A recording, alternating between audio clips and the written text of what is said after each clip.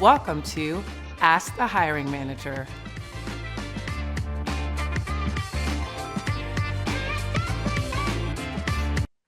Hi, everyone, and welcome to another episode of Ask the Hiring Manager. I'm super excited to have with us today Dr. Sharon Grossman.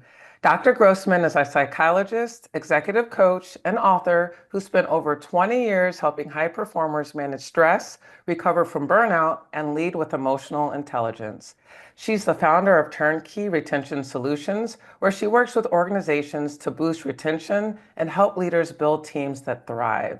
Sharon is the author of The Stress Advantage, The Burnout Solution, and Motivated to Stay, books that offer practical, research-backed strategies for navigating today's fast-paced, high-pressure work world. Whether she's coaching executives, speaking on stage, or writing her next book, Sharon's work is all about helping people unlock their potential without sacrificing their well-being. So great having you here with us today, Sharon. Yeah, thanks so much for having me. I'm excited to be here and Aw, see where this takes us. it's a pleasure. It's a pleasure. So you have a PhD in psychology, which is amazing. Thank you. What led you from traditional therapy to focusing specifically on burnout? It was actually interesting because as you mentioned, I started out doing therapy and then I decided at one point that I really wanted to transition into doing more coaching. And the difference might be subtle for some folks, but I'll kind of go into it really quick. So Yeah.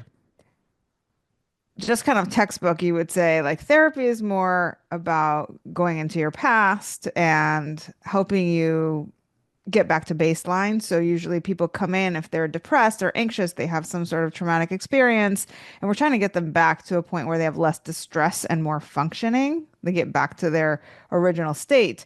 And with coaching, it's typically, as they say, like to focus on the future, like what goals do you have and how can you be even better, right? So it's like taking you from baseline to your next level, if you will.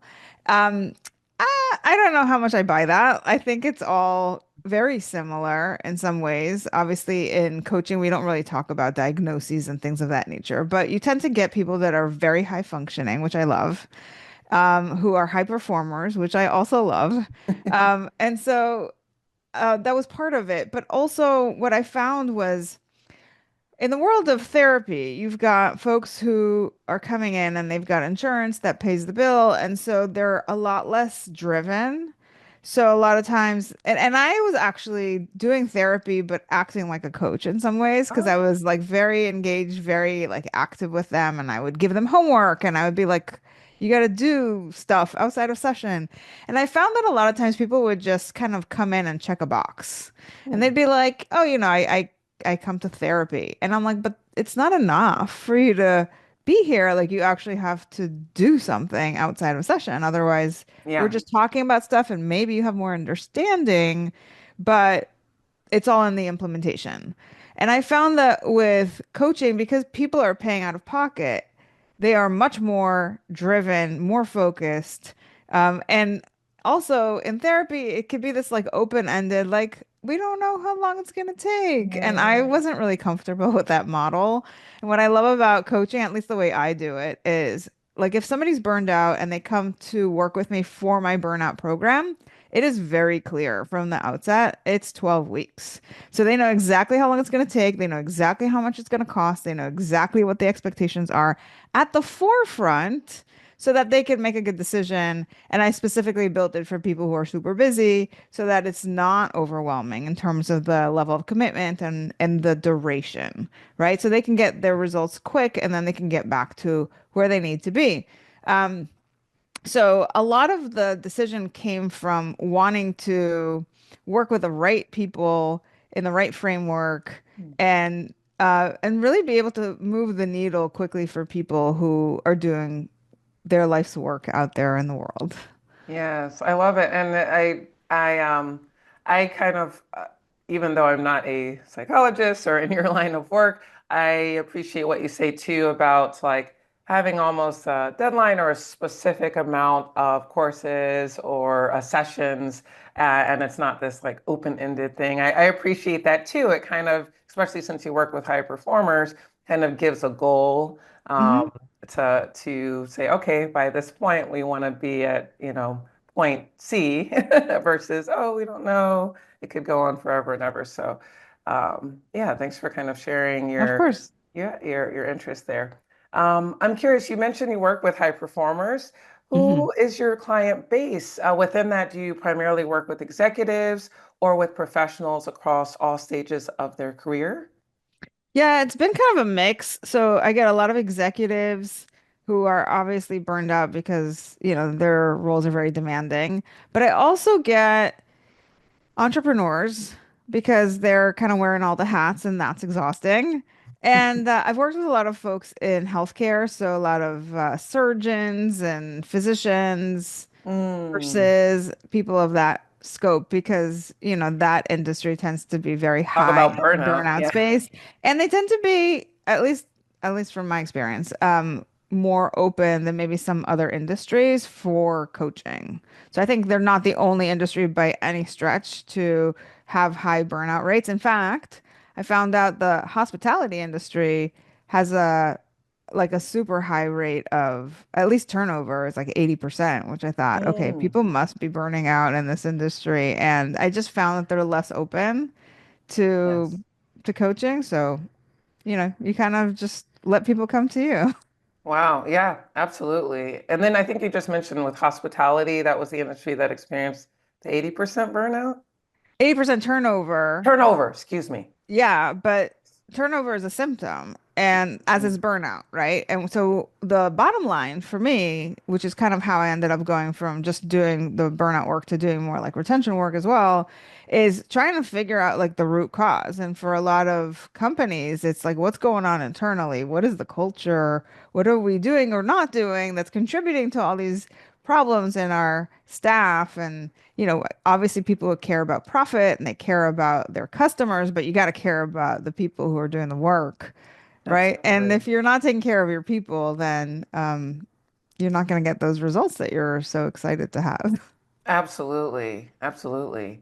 And I'm curious, you mentioned turnover, which obviously is led to from burnout. On average, how many workers experience burnout? So the statistic that I saw was somewhere around 3/4 of workers experience burnout at some point in their career. So Of we're talking 3 out of 4 people.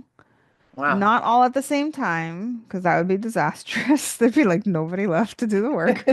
But at some point during their career, so it's not very specific in terms of like on a given year, or, also we could say that burnout is on a spectrum. So we don't really know from that statistic, like how severe is it and for how long and all these kinds of nuances. But we can say that it's happening quite a lot. Mm. And the interesting thing is that before COVID, we didn't talk about it very much. And once COVID hit, everybody was talking about it. So now it's like, people used to say, I, someone said to me that I'm burned out and I had to look it up because I never heard that word before. I didn't Oh, really know what it wow. meant. Yeah. So people are saying that less and less, I think, because it's become such a common thing. Interesting. Yeah. Interesting. And how long have you actually been in, helping people in terms of with burnout?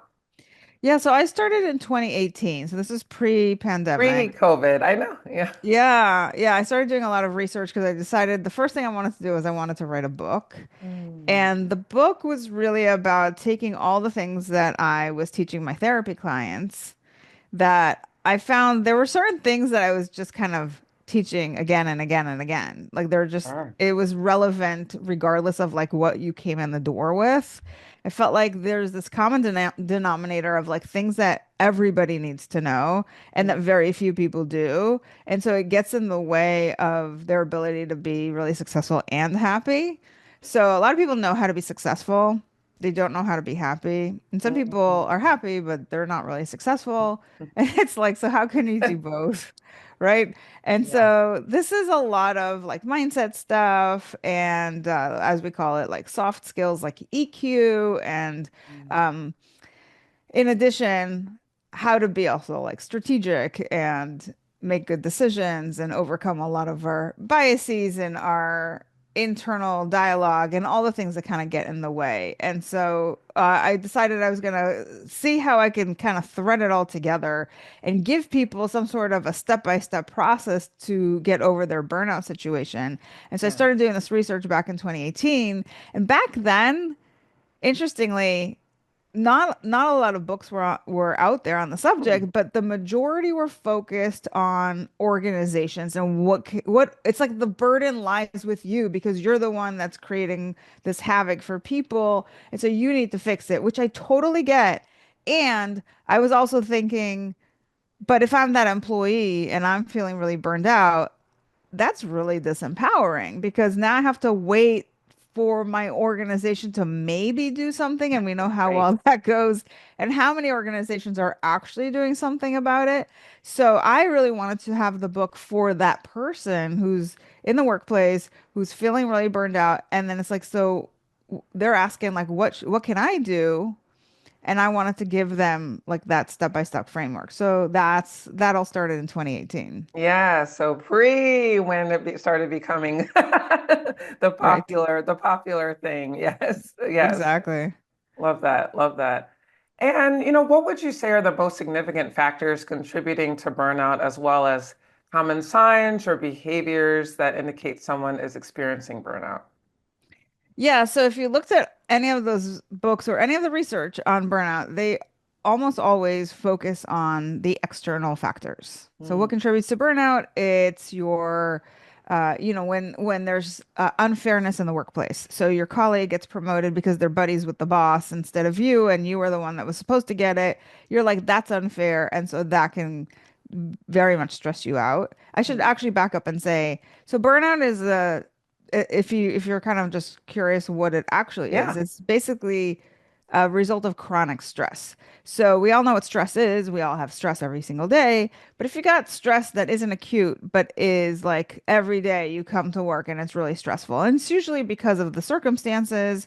And that's what all of these research studies were basically saying. It's like those unfair things happening at work. It's that toxic work environment. It's your manager's not supportive of you, things like that, that leads to burnout. And I say, yes, and there are a lot of internal factors that lead to burnout that they weren't really talking about. And that's really where I think we all individually have the most power to do something about it. And I can tell you from all the years that I've been coaching executives, almost all of them, if not all of them, were burned out by their own doing. And it's not to say that their environments weren't stressful, Hmm. but I think that a lot of people who are these high achievers, they gravitate towards stressful environments because they kind of thrive on that pace.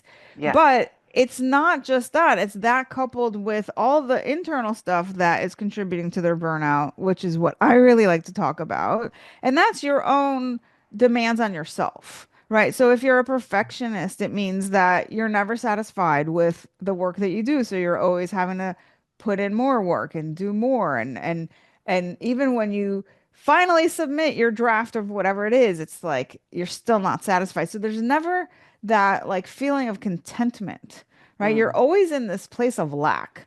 And it comes from anxiety and fear of like not being enough and not doing good enough job. And, you really want to overcompensate for that. There's the people who are people pleasers and they just lack boundaries. And so they're just saying yes to everything and they're taking on so much stuff. And so they're overwhelmed because they have too much on their plate. They don't have enough time. They don't have enough energy. They end up sacrificing their own needs in order to take care of everybody else, which is a problem because it's not sustainable. And then, of course, they burn out. And then you've got folks who are just so driven and so hard on themselves because they want to produce, they want to be accomplished and to prove ultimately that they're worthy, that they have value. And that also comes from this deficient place internally where you feel like you're not enough. You have to prove through your productivity. So your self-worth and your productivity are kind of like all wired together. And so one of the things we do in my program is we kind of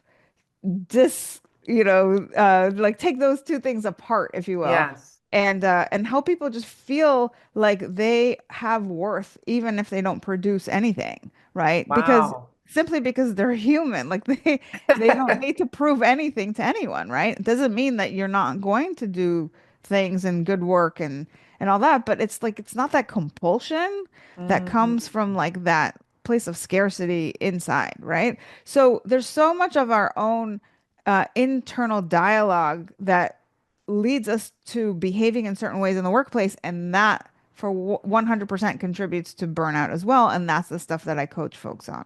wow, super. Thank you. Super, not only informative, but I just was thinking when you were talking about kind of, I just say untangling, but separating, the working with some clients to separate their feeling of worth to productivity. I wish I was a fly on the wall. I mean, that must be so fascinating to watch because, I deal with a lot of executives too, and I get it. I'm working with them to help highlight their accomplishments, but it's just, you can hear it all the time or feel it. I think it's natural for a lot of individuals and high performers, of course, to attribute value to their productivity. And I've talked with people, even just friends and some family members who sometimes have trouble, really, especially when you start getting older and moving towards retirement, especially Mhm. about, what is my value? Because and I see this a lot with men, I'm curious your view too, where it's like I've done this for X amount of years. I've been the person on Wall Street or the big executive here, and now things are either winding down or things are changing, and it's almost like a identity crisis, So I'm just, some of that is with some things that hit home with certain people in my personal life that I speak with about Mhm. that. So I'm sure that must be like super transformative when you work with all clients, especially those that really attach their self-worth or value to their productivity. That must be super transformative when you get them to a place of um, like understanding and kind of realizing that their value extends beyond just what they produce. Yeah, it's almost like it gives them permission to exhale, Yes. you know?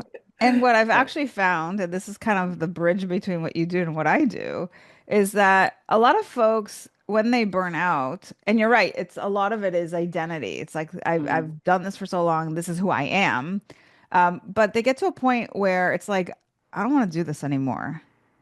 And sometimes they just want to completely reinvent themselves. They want to pivot, they want to do something else, and that's when they might come to you and say, can you help me get into this new sector? I want to try something new. I want to, Yes. and it's not that they don't, obviously they're going to bring all of their know-how, their skills, their experience into that new area, but sometimes it's shifting that identity.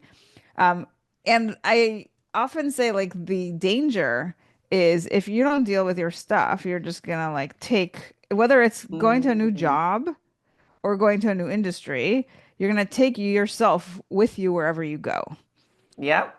So you've got to deal with your stuff. If you're burned out, you got to take a moment to really recalibrate and look at not just like all those external factors, because then we're pointing outside of ourselves and we don't have control over those things. And then we think the solution is to jump around, but really to look at what are we doing, what are we contributing, and how do we change our behavior and our mindset around our value and the quality of our work and what we need to do and boundaries and all these other things, so that we can work in a more sustainable way and then figure out, like, now what do I want to do with that? Right. Absolutely. Super. What micro habits do you recommend for professionals feeling overwhelmed or close to burnout? Well, I would say when you think about overwhelm in general, it's really about feeling or thinking too much all at once, right? So the kind of like by definition, it's you got too much going on that it just wears you down. So a great analogy for this, and I think we can all relate, is like if you've got too many tabs open on your computer, sometimes your computer is like, Guilty. I'm guilty of right? Then what that. happens? And sometimes your computer just like sh reboots. It like shuts down and you're like, ah, I lost all my work, you know? But it's like because we overwhelmed the system and the system was just like, I can't handle because Yeah. each one of those tabs, what we do it because we don't want to forget where we left off, right? Sure. Guilty, like I do it all the time. But each of those tabs, even though we're not working on them, just by the mere fact that they're open on the computer, takes up energy from the system. Mm, So imagine you've got 20 tabs and each one is draining the system, draining the system, draining the system times, 19 that you're not working on and you're just working on the one. Um, you think you're just working on one thing, like what's the big deal? But like those other 19 are really draining all of your computer's energy. And so that's kind of what it's like with our lives, right? And we're constantly juggling. So juggling with this computer analogy with me, and I'm going from this tab to this tab to this tab to this tab. And what we know is that our brain isn't as productive when we're jumping around. So yes. rather than keeping all of these things top of mind and feeling overburdened and overwhelmed by it all, the the tip I have for people is to maybe make a list or figure out exactly like prioritize like what it is that you need to work on, put everything else, schedule time for those things so that they're Mhm. not like all lying around and overwhelming you. So everything's, if you can organize it where everything that you need to do then gets on your calendar, you already know when it's going to happen. You don't need to keep that on your brain. It's like, oh, that'll happen on Wednesday at 2. So I can not think about that now and I can think about this, which is what I'm working on. Mm, And then you're really giving your brain the optimal opportunity to focus without all these other things that you're otherwise juggling. And that means also like not getting interrupted, with the text messages and the social media and the phone calls and the mm. person like, hey, can I ask you something for a second? Like all of that stuff takes your brain offline. So you've got to actually protect your time and your space when you're working so that you can focus. And if you can do really good focus work, you will get more done in less time. And that translates into not having to spend nights and weekends and all this extra time outside of work hours to catch up Mm, when you're already tired and you should be resting after a whole day and spending time with loved ones or, just chilling on the couch. Like you yeah. need to have that time to recalibrate so that you can come back the next day refreshed. And if we're not doing that because we've got bad habits all throughout the day, then we're not actually recharging our batteries. And then there's that accumulated fatigue that happens. And over Mm. time, that really stresses us out and we burn out because we just got nothing left to give. We're all exhausted.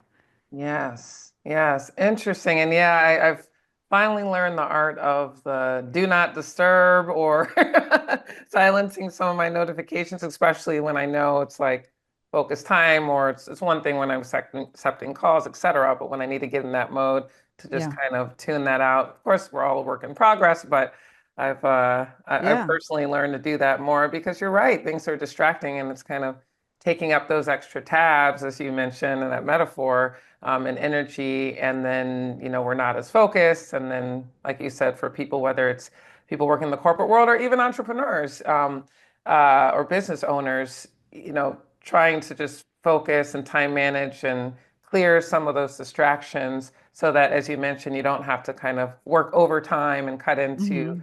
times where you should be resting and recovering. So, yeah. Yeah, and I actually recently heard a study that said that if you have your phone, even if it's face down on your Mhm. desk next to you, so you're not looking at it, but it's there, you're less productive and focused than if it was outside of the room. Oh, wow. Yeah, Okay, I can see that. because it's still like in your periphery and you're thinking about it. And so it's Mm, disturbing your process of focusing on whatever it is that you're trying to get done. So if you take it out of sight, and it's not in reach, then you mm. stop thinking about it and then you can focus more. So that's another one of those really quick tips that I think everybody should be practicing if you really want to get into the zone and do good work for a period of time so Yes. that like everything that we talked about, you just get it done. Absolutely. That's a great tip. I'm like, as my phone is like here on That's right. my, That's yes, right. I fully focus on you. But no, that's a great, that's a Right. great, it's a great tip. I can see that because Yeah. sometimes it's like, right there, you're like subliminally, you're like, so I'm gonna start applying that. Thank you. I Thank you, love Dr. that. Grossman, for You're welcome.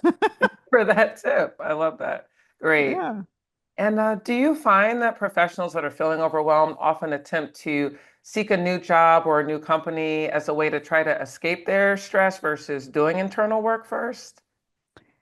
Not necessarily. I think that it's not that they necessarily look to change jobs. They might just go home and drink. They might go shopping on Amazon.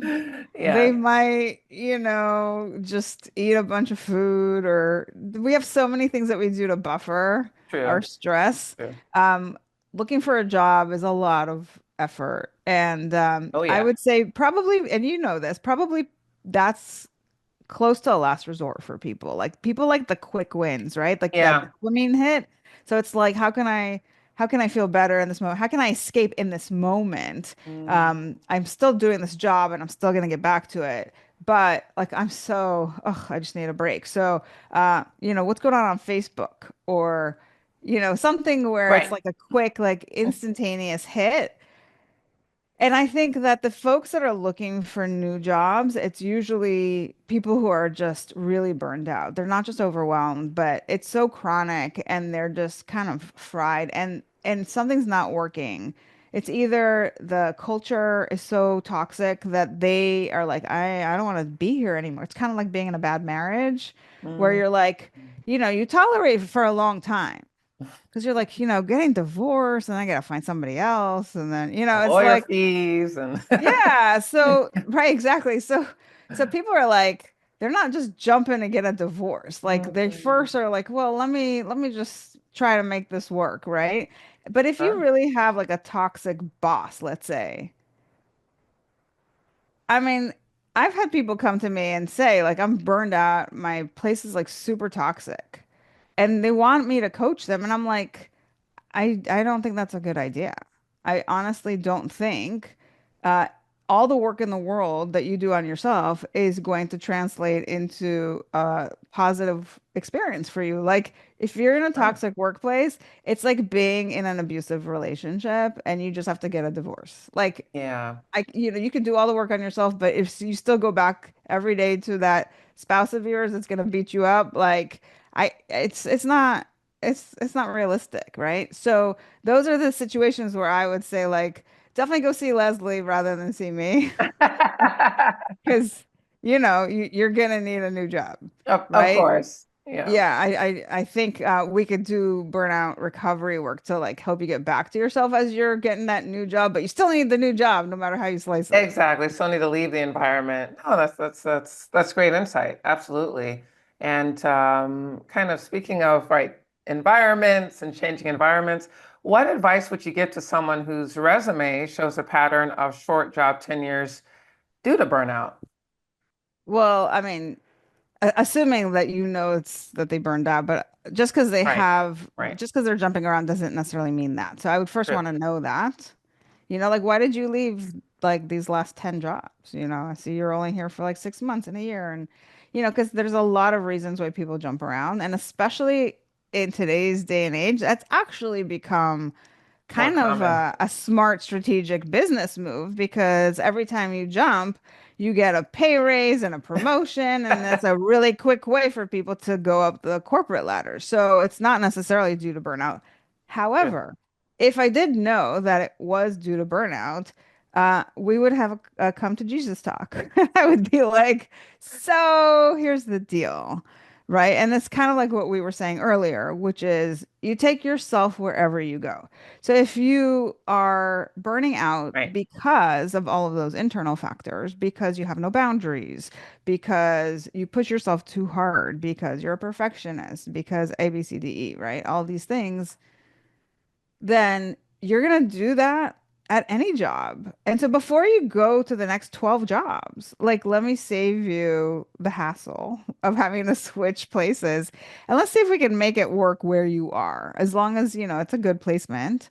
And then it's about like, let's take a look at your habits and your mindset and what are you doing and why are you doing it? And once we clean that up, I believe that there'll be less of that job hopping as a Yeah, result of burnout.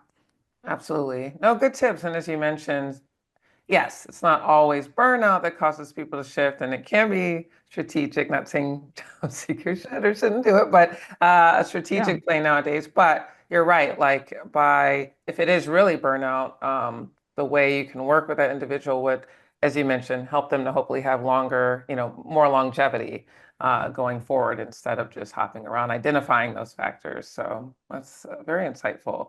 How can job seekers use the transition period from Mhm. one job to the next to recover and reset?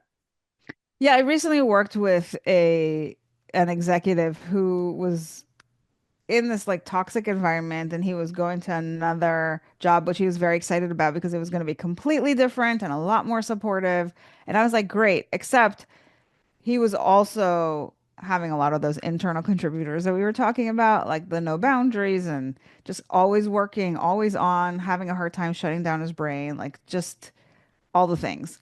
And so we did a lot of work. He got to the other side of his burnout, which was great. And I also said to him, as you transition into this new role, when you're negotiating with this new job, give yourself at least a month not to work. Like in between jobs, you want to be able to take some time off because once you start a new job, it takes a while to accumulate all your days Yeah. off before you can really like so giving yourself a month of no work to do whatever it is you want to do. I mean, that you could go on that vacation, you could sit at your house and just read a book. It doesn't really matter, whatever kind of floats your boat. But giving yourself that time, if you can afford it, would be amazing. And I think actually quite necessary too, because you know, it's kind of like moving. Like people get excited. I just bought a new house, and they're all excited. And we all know moving is hellish. Oh, yeah. So it's very stressful. They say like moving is one of the most stressful things that humans deal with. And I think moving jobs is quite literally almost the same as moving houses. Like, yes, you have less boxes that you need to unpack, but you're like the new kid on the block. You got to learn the culture. You got to meet all the people. You got to like figure out what their policies are and what you're expected to do and like who to report. Like there's so much to Those are the figure out. boxes. Yeah, there's so much to figure out that it can be really stressful. And so you just came out of a stressful situation and you're going into another stressful situation. Give yourself some time to just recuperate, to recharge the batteries and really get pumped about the new place, because your battery is now recharged. Yes, that's no, super great advice. I think I second that. I think it's just good in life to have moments of reset, but especially going through a big change like that. It's necessary. I have a friend and client who transitioned from a major company and is taking some time off before going to the next. And I Hmm. think it's great, so by the time they start with their new firm, they're like re-energized and ready to go. So that's great advice. Absolutely. And so, as mentioned in the introduction, you're the author of numerous books, including The Stress Advantage, The Burnout Solution, and Motivated to Stay. I know you were mentioning a little bit about at least one before the pandemic that you wrote. I'd love to know more about whatever you'd like to say on those books, as I'm sure our audience would as well, if you'd like to share. Yeah, sure. So that book that I was telling you about that I started researching in 2018 was my first book. Oh, And that was like 2 years of research and thinking about like all of my clinical cases and how everything kind of came together and all the strategies that I was teaching people. So that's actually like a really hefty read. I tell people you don't feel obligated to read it from cover to cover. It's really more about learning some strategy. So if let's say you're somebody who just is curious about emotional intelligence and how that can help you to feel less stressed and be more in control of your emotions, like just go to that chapter.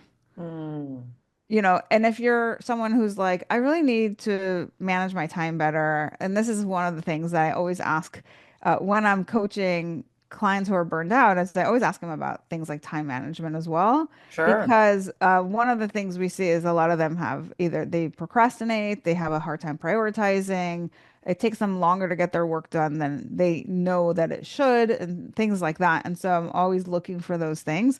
And so maybe you just go to that section of the book and just get some strategies on how to manage your time. So I say that because there's so much in there that it can Yeah. be overwhelming, especially if you're burned out. And so my goal You is don't want not to to burn them overwhelm. out. Yeah, but think of it more as like a book of, different resources. And then after that, I decided, I want to write shorter books so that they're not like really overwhelming and people can actually read them cover to cover. So I started the Business on the Move series, which are a group of really short books where I actually wrote business fables. So they're not real stories, but you kind of follow this character and they're usually dealing with some sort of burnout and then they go on some journey and so you're learning along with the character, and like I said, they're short so they're fun and easy to read. And then Yes. my last book was it was more for the organizations who are looking to retain their top talent and some of the things that they need to implement into their Hmm. culture, which I think also helps folks prevent burnout from all Yes. those external things that we talked about. So it's kind of like coming full circle. For me, it's like I started with the internal factors and like now I'm helping organizations with those externals, and so that I can provide like the full scope Yeah. to prevent burnout for both the individual and the organization. I think that's great. It's on both ends, of course, and especially also that you're helping the organizations too, because those external, those factors are so important and can really impact, of course, the employee. So, and excuse me, trying not. I actually have it here. I didn't even plan this, so I did read one of Sharon's shorter reads, "The Zen of Work." Transfer. I'm trying to read it backwards. Transforming the tension in your brain, body, and business. I loved it. And a super like short and easy read. And as you know, story of Alex, who was just kind of going through a lot of stress at work and kind of went away to a retreat to recenter and balance himself. I loved this read. It was great. Especially both aspects of myself, which are on the business side, obviously, working with job seekers. I love that aspect. Mhm. And I think I'm fairly spiritual into self-care and things like that. And so it kind of talked about the benefit of that and helping to recenter this character, Alex, to, be better at work and to lead his staff in a more productive way. So actually, as a result of kind of resetting, recharging, and reflecting, he was able to more effectively lead in the business setting. So it's all kind of like tied together. So I really enjoyed this. So I definitely suggest it, as I'm sure along with your other books here. Thank you. I appreciate that. Yeah, that book is really focused on mindfulness and, like you say, helping people understand. And I think this is what happens when we take that time away. Like we were talking about Mm, that month. And if you don't have a month, take a week, even when you do have a job, mm. right? It's Yes. sometimes just going away to a retreat like that where you're just focused on yourself and there's no work and you're completely unplugged and it's just relaxing and you're moving your body and you're just hanging out and it's really serene and beautiful out, it can do wonders for you. So that book is actually partially based on an experience that I had personally when I went on a yoga retreat, and I Ah, was like, I want to incorporate this into this book. So yeah, I mean, I think it's amazing. I think if people knew what it feels like, they would do more of it. But I guess for a lot of people, it's just kind of like in theory, or it's not even on their radar. So that's why we're talking about it. yes, but I say for those, consider it because it's like, it's just freeing and really helps recenter different parts of the life, not just the professional aspect, but just my personal 2 cents there. So Mm. Great. And are there any additional tips or tools that you'd like to share with professionals out there that may feel like they are on the brink of burnout? I also hear you have a burnout checklist. Yes, I do. So that's actually a great place. So for folks who are like, I'm not sure I'm burned out, or I think I'm burned out, but I don't really know what to do about it, that's a great resource to kind of get you jump started. And that's available for free on my website. So if you go to drsharongrossman.com, you'll see it on there. Great. And yeah, feel free to download it and they'll give you some pointers and just a good place to get you started on your journey.